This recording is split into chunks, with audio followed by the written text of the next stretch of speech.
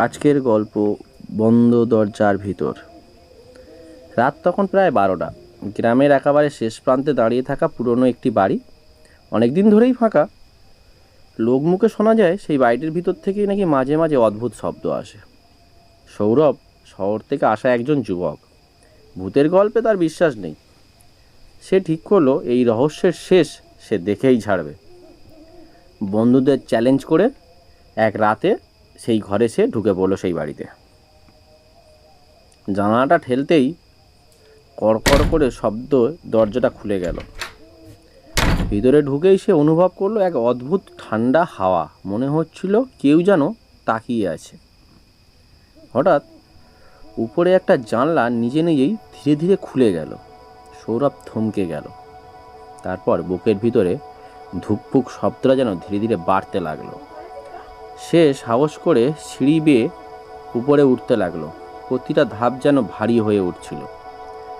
উপরে গিয়ে সে দেখলো একটা ঘরের দরজাটা অর্ধেক খোলা। ভিতর থেকেই আসছে ফিসফিস আওয়াজ।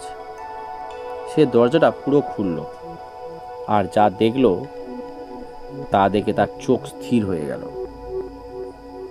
ঘরের মেঝে একটা পুরনো আয়না, আর সেই আয়নায় তার নিজের প্রতিবিম্ব, কিন্তু সেটা নড়ছে না। সৌরভ ভয়ে পিছতে গিয়ে হঠাৎ খেয়াল করলো তার পিছনে যেন কেউ দাঁড়িয়ে আছে। সে ধীরে ধীরে ঘুরে তাকালো, কিন্তু কেউ নেই। আবার আয়নার দিকে তাকাতে সে চমকে উঠল। আবার তার প্রতিবিম্ব হাসছে, কিন্তু কে সে যে হাসছে? ঠিক তখনই ঘরের দরজাটা জোরে বন্ধ হয়ে গেল। চারদিক অন্ধকার, আর কানে ভেসে এলো একটা কণ্ঠস্বর, এবার তুই বেরোতে পারবি না।